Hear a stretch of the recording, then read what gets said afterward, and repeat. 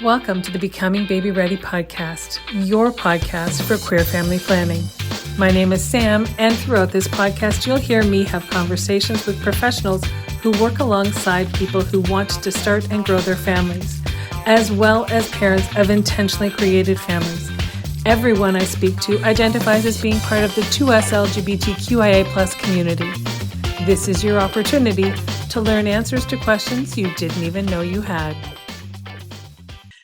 Welcome, everyone. Today, I would like to introduce you to Marc. Marc, tell us, what is your professional role? Thanks very much, Sam, and welcome, everyone. My professional role is I am a lawyer by profession, and part of my practice is fertility law. So I provide legal advice to couples and individuals, particularly from the LGBTQIA community, who are looking to have children, whether they're doing a still two-stage process that could be starting with like an egg or a sperm donor, going through surrogacy, whether they're wanting to, in a sense, adopt embryos that have already been created, or registering the birth of children created, for example, through surrogacy. So there are a number of facets of fertility law, and I'm the lawyer who kind of takes clients through that process, drafts the agreements for them, and provides them with like legal and, I'd like to think, practical advice on fertility matters. It sounds to me like you probably think of things that they didn't even know that they didn't know with the whole process. Well, I think it comes from, that's right, in a way, it comes from two parts. One is I have 4 children, through the first one through co-parenting with a lesbian couple, and then 3 children through surrogacy. So I have both a legal and, in a sense, practical, because I have that experience of having gone through the fertility process myself. And actually, it was as a result of the surrogacy process that I became involved in fertility law, and that was because I drafted the agreements for us with the help of an agency, and that agency asked me then to represent other clients of theirs in the fertility journey. So I do have, I think, or I like to think anyway, both that kind of practical basis, because I've gone through it myself, and the legal basis. And also I've seen, dozens or hundreds of clients go through it. And, I've have through that process gained a lot of experience in terms of understanding what other couples or individuals go through as part of that fertility journey. Right. And I would think that it's unique for every set of circumstances, right? Is it different to be working with a couple or an individual who's looking to use a surrogate who's based in Canada or somewhere else in the world? Or is it all pretty much the same wherever you go? Well, I think fundamentally it's the same. Like everyone, you're looking for a child, through the fertility process or through surrogacy. And so in that sense, it's the same, that you have agreements which are fairly similar in terms of the obligations or responsibilities or pleasures of being in that journey. The main difference, of course, is for people who are coming from abroad. And there are more and more of them, because surrogacy is much more accessible in Canada than other jurisdictions, including, surprisingly, jurisdictions like Spain and France, which you think of as liberal countries, but aren't liberal in terms of fertility. Right. So there are other issues there that, foreign intended parents have to be aware of, like insurance costs, because they can be very high for children born in Canada of foreign parents. And, things like what do you need to have the child declared as yours in your home country. Right. Yeah. So, I mean, surrogacy is surrogacy, or egg donation is egg donation.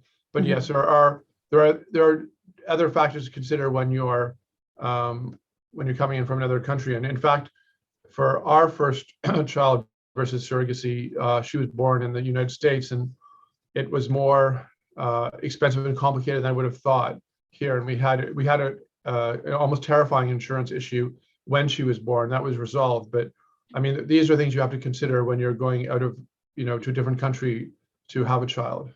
And is it similar than if you are adopting from another country? I think in terms of adopting from another country, if you're going through an agency in particular, they have that kind of infrastructure already set up. It's more established adoption than it is for surrogacy. So the surrogacy regulations in terms of having your child declared to be a citizen of your country are more recent and more untested, whereas the adoption ones, I think, are more understood. People understand adoption mainly because I think it's aimed at, straight couples or straight individuals than, surrogacy, which is often to assist, gay couples or gay individuals, lesbian, transgender, whatever it is, to, have children. So adoption is a more of an established and recognized way of having children than surrogacy. Right. So perhaps that much easier to navigate because they've already got the. Yeah, I think it takes longer in a sense, but yeah, probably in some ways easier to navigate. Right. Are there any pearls of wisdom that you've learned over the years that your clients are especially lucky to learn from you that they may not learn from anyone else if they're working with another lawyer who does some surrogacy work? Yeah, no, that's an interesting question. Thank you. I think I'm always good at being pretty honest with my clients about who they choose to be their surrogate. Right. I think I'm good at reminding them that even if they're not the biological parent, whether it's through, an egg donation or sperm donation, whatever it is, that child is going to be loved. Whether that child is biologically yours or not, that child is going to be loved. There's always a debate over, nature versus nurture, but that child is going to be loved, especially because you have to go through this extensive and often expensive process to have that child. So it's not like the child will be loved and loved very much. So I think I'm good in providing that sort of. I did that with a client the other day, and she broke down in tears saying, "Thank you for reminding me about that." But I think I'm also good in saying to clients, I know having a child is important. I know the instinct is to go for the first person you meet, through a surrogacy process, but you have to really get along. You have to sort of be on the same page, if that's not too trite, with the surrogate, because you're going to be in this journey for over a year. It's a very emotional journey. It's a very exciting journey. It's a journey full of ups and downs. So don't jump into an arrangement just because it's the first one or the most convenient one. You just want to make sure that, with a surrogate, for example, she doesn't have to be your best friend, but you can have a great relationship with her. And you want to make sure that, that relationship is going to be as smooth as possible. So I like to think that I'm very practical in my approach to it as well. And I'm, very down to earth. When I represent a lot of, a huge amount of my clients are surrogates as well. And, it's very interesting to hear their perspective. And I like to think that I'm very practical with them as well in terms of, and also encouraging them to not undersell themselves in the sense of, they're doing this great thing for an intended parent or parents, and they shouldn't sell themselves short in terms of what they want themselves to get out of the journey, including in terms of reimbursement. So I like to think that I'm practical in that sense, Hold on for just a moment. We'll be right back. Cuddle your baby in comfort in Moon Mama postpartum underwear, designed to not only keep you comfy, but also feel special. Each pair is hand-dyed, making them unique, just like the person wearing them. Visit us at heymoonmama.com and use code SAMLEESON for 15% off your purchase. That's SAMLEEESON. You can also find us on Instagram and Facebook at Hey Moon Mama. Stay comfy. Is it, I don't necessarily need to speak numbers, although the reality of the circumstances is that with the 2S LGBTQIA community, families don't come without there being a cost incurred, because they're all intentional families that are going to take some kind of work and support from some organization somewhere or some individual somewhere. Is it something that people probably will need to spend a good deal of time budgeting for and creating a financial plan for? Yeah, no, I think so. That's a very important question. I think particularly on finances, because you're looking likely at, $60,000 to $100,000 to have a child. And that's not pocket change. That's a lot of money, For many people, that's a yearly salary. So that's really quite expensive. And so you really want to budget for that. And it's also, if you're going through the surrogacy journey, I mean, you budget a certain amount of for each month for a surrogate, for example. So you want to make sure you're able to keep up with those payments, or that, for reimbursements, and things like, agency fees are $10,000 to $12,000. So that's quite expensive. An egg donation, you're probably looking at, up to $20,000. And that, so when you add it up all together, it is quite expensive. It's an amazing way to have a child, just because it's a way of having a child. It can be fairly quick, especially compared to adoption. And you create relationships with other people, which can be amazing too. But it is very expensive. So it's important to understand those costs, not to underestimate them. Sort of like a house renovation in a way that you have a budget and you should think about maybe 30% on top of that. But right. Definitely, it's expensive. So if you can afford it, it's amazing. But it is fairly expensive. And in terms of the time commitment, I think, especially, it's not like a renovation in the sense like, it's just bricks and mortar, but this is like human relationships. You're one-on-one, it's emotional. So you have to think about time commitments also. It's not like, here, can you like have an embryo inserted in you and then call me in 9 months from now when it's ready? You have to think about, like, I speak on surrogacy for this group called Daddies and Papas to Be at a local community center. And one of the best parts about it for me was, when a surrogate comes in, I mean, I'm used to talking to surrogates. I'm used to having, I've had a couple of surrogates assist us with our family building, which are amazing, and we have great relationships with. But it was really interesting to hear a perspective of a surrogate too, in terms of like, wanting to have communication, contact with her intended parents, and how hard it was actually after giving birth. She was saying like she was a rock star during the pregnancy because, everyone saw she was pregnant. She had this glow to her. She was doing this amazing thing for these intended parents. And then after the birth, you kind of like, there's a void. You're not pregnant anymore. You're not the rock star anymore. So in terms of time, I think it's really important also to put aside time to connect, with everyone who's involved in the journey, and to stay connected with them, and connected if you can after. So like in terms of our surrogates, we had for at least 2 of the kids who are local, we have dinner with them. I send pictures all the time. We're connected through like the usual social media, Facebook and Instagram. So there's a time commitment during it, because it's not just like, thanks, and I'll see you like later. Yeah. You want to be part of that. And it's really important for the surrogate too, to feel validated and like part of that journey and part of your family. Sure. And hopefully afterwards as well. So I think you have to think about it too, in terms of, what can your relationship be later? So the time part can't also be underestimated, because it's really super important for everyone in it. It's exciting, and everyone should share in it. Yeah. And it's meant to be fun and exciting, not just stressful. I mean, as I said, there are going to be there are ups and downs. We're all human. We have human relationships. We have characteristics that drive each other crazy or something. But it is supposed to be an amazing. It's incredible. It's an incredible journey, and it's incredible when the birth happens. So it is supposed to be an amazing part of your life, and you want to make the time to realize that.